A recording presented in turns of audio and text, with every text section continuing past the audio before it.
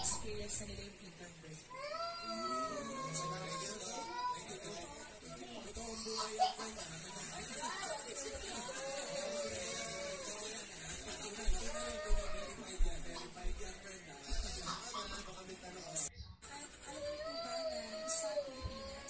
Sa top 10 countries with pre-match for births. So, ayon po yan sa WHO, sa World Health Organization. Marami pong factors kasi pwede pong nagkaroon ng stressful life events before, pwede po yung problema sa cervix and sa uterus, pwede naman po yung nagkaroon ng vision in the past, pero pwede rin na-experience na nila yung biglang birthday. Welcome back mga kaaltab. Naalala nyo po ba ito? Well, habang family weekend bonding moment tayo mga kaaltab, patungkol kay Alden Richards, sabay dito naman po tayo sa mga nangyayari at nagaganap, di po ba? Sabi ko nga po sa inyo dito po sa channel ni Mr. Destiny, kung ano lang po yung latest, yun lang naman po yung ibabalita natin. Dito po sa video na to, alam ko marami makaka-relate nito. Bakit nga po ba alam na alam ni Maine Polkerson ang premature? Di po ba? Kasi naranasan niya. Maraming magre-react nito, maraming komento. Bahala na po kayo. Di po ba? Pinapaliwanag ko lang sa video na to o inire-relate ko lang po sa mga nagre-react at sa mga nagko-komento.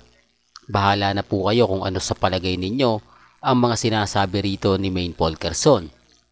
Well, punta na po tayo dito naman kay Alden Richards. Grabe, marami pong komento rito mga kaaldab na kung saan nga po talaga umaani ng napakaraming blessing si Alden Richards. Totoo naman po same din naman po sila ni Maine. Kung anong dami ng blessing ni Alden ngayon, siya rin naman po ang dagsaan ng promotion ni Mengay pagdating po sa TV commercial. Real talk mga kaaldab. Lalo na po sa Bingo Plus, no, nawala na doon si ang pumalit na nga po ay si Paulo. Di po ba? Kaya nga si Piolo Pascual, Paulo. Pinalitan niya si Luis Manzano. Pero si Mengay nananatili. At talagang marami kahit po sa Bibo, sa Sonrox, di po ba? Talagang yumayag, kumbaga, ibig kong sabihin mga kaaldab, pinagpipiestahan po ngayon itong mga kaganapan ni Maine Polkerson. At umaayon din naman po kay Richard Polkerson. Ito yung blessing na natatamasa ng dalawa. Di po ba? Tapos sasabihin nila, nililin lang daw po ni Alden. O ibig kong sabihin, ginagamit lang daw po nila Alden, ni Maine, ang mga mamis, mga Aldab Nation. Sa totoo lang po mga Aldab, kung ginagamit po nila yan, hindi na magkakaroon pa ng maraming blessing si Alden. Hihinto na rin ang mga blessing para kay Mengay.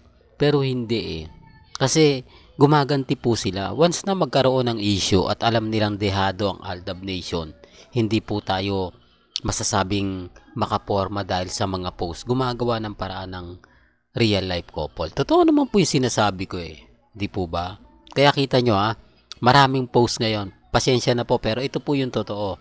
Real talk, maraming post ngayon na nagkakaroon nga po ng kumbaga post si Congressman Arjo na hindi ko alam mga kaaldab kung ano yun, na ang dami kong nakikita sa feeds na dumadaan sa akin.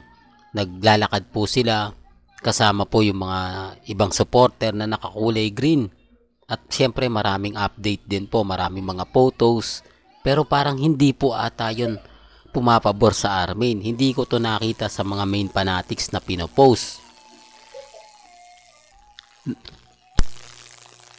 Real talk yan mga kaaldab. Siguro nakikita nyo na rin yun. Siguro marami na pong nakapanood no, nakakita. Pero wala pong post siya sa mga legit na malalaking account ng mga main fanatics. Siguro inano na lang talaga nila. Hindi po ba? Sabi ko nga po sa inyo, ngayong family weekend, hindi pa nakikita sila Mengay at si Congressman Arjo na magkasama. Dapat na andun din po, di po ba? Tinignan ko rin wala. Ipopost ko sana, kaya lang syempre family weekend ngayon. Di po ba? Private family nila Alden Richards, Mengay at Baby Teo at Playmate, di po ba? Sabi ko nga po sa inyo, relax lang. Kampante lang po kayo sa mga nagsasabi na hindi totoo yung mga pinapaliwanag ko. Hindi totoo yung mga sinasabi ko. Wala namang pong pilitan. At least binibigyan ko po kayo ng idea. At least yung mga kaganapan po na pinapaliwanag ko, sinasabi ko, depende na lang po yan sa mga taong magre-react at magkokomento. Sa dami po ng mga issue ngayon na binabato, sa dami po ngayon ng mga bali-balita sa Instagram, sa Twitter, sa Facebook, relax lang po kayo. Malay nyo, bukas sa Makalawa, tayo na po yung pinagpepiestahan. Tayo na po ang pinag-uusapan. Gaya nga po ng sinabi natin, may mga bagay-bagay po na mag-antay lang po kayo. Wala pa naman pong binibigay na update si Alden Richards kasi marami rin nagtatanong sa akin, Mr. Destiny, kailan nga po ba talaga ang showing ng pelikula nila Heaven Paraleo, Alden Richards? Baka umabot pa ito ng February. Wala pong update Kumbaga, hinihintay ko rin yon. Siyempre, malalaman nyo naman po kung kailan nga po yung anunsyo ng pelikula ni Alden. Di po ba? Kaya lang siyempre, mga kaaldab, sobrang busy pa nga po raw nito. Hindi pa po raw ito, kumbaga, wala pa po daw ito sa plano. Pero kaya na sinabi ko naman po, mga kaaldab, pagdating dito sa channel ni Mr. Destiny, lahat po ng mga gusto nyo mapanood, mapakinggan, relax lang po kayo. Although maraming issue dun kay Katden, hayaan nyo lang po yun. Talagang gagamitin po nila yung Katden, Sanden, di po ba? Yan talaga yung pinagpepiestahan. Hindi ko nga alam, mga kaaldab, kung bakit po ito kumakalat. Sinabi ko naman po sa inyo na si Sanya Lopez may sarili na po, may boyfriend na po yan, businessman. Kaya lang siyempre normal lang po na gagamitin niya si Alden para umangat yung karir niya. Para muli siya magkapangalan. Di po ba? Kaya nga po siya sinama kila Barbie Fortesa Alden Richards, parang umangat din po yung karir niya kasi laglag na Yan naman yung sinasabi ko na ayaw po nila akong paniwalaan. Tignan nyo yung mga GMA Sparkle Artist Center na kasama sa Pulang Araw. Baguhan lahat yan. Yan yung walang project sa GMA na binibigyan nila. Kaya nga sinasabi ko sa inyo to para lang klaro. Para lang po sa kaalaman. Di po ba? Yan ang kagandahan nyo po sa channel ni Mr. Destiny. Lahat po na mga update na gusto nyo pong marinig, pabor man o hindi, pagdating sa channel ni Mr. Destiny, yung matik na yan, alam na po ninyo yan. Kaya nga po gumawa sila ng Pulang Araw para nga po maipasok nila yung mga ang daming artista po ng GMA Network na galing sa ABS-CBN. Kaya nga po yung mga ibang artist center, yung Sparkle Artist Center na sa GMA na matatagal na, naiinis na rin po.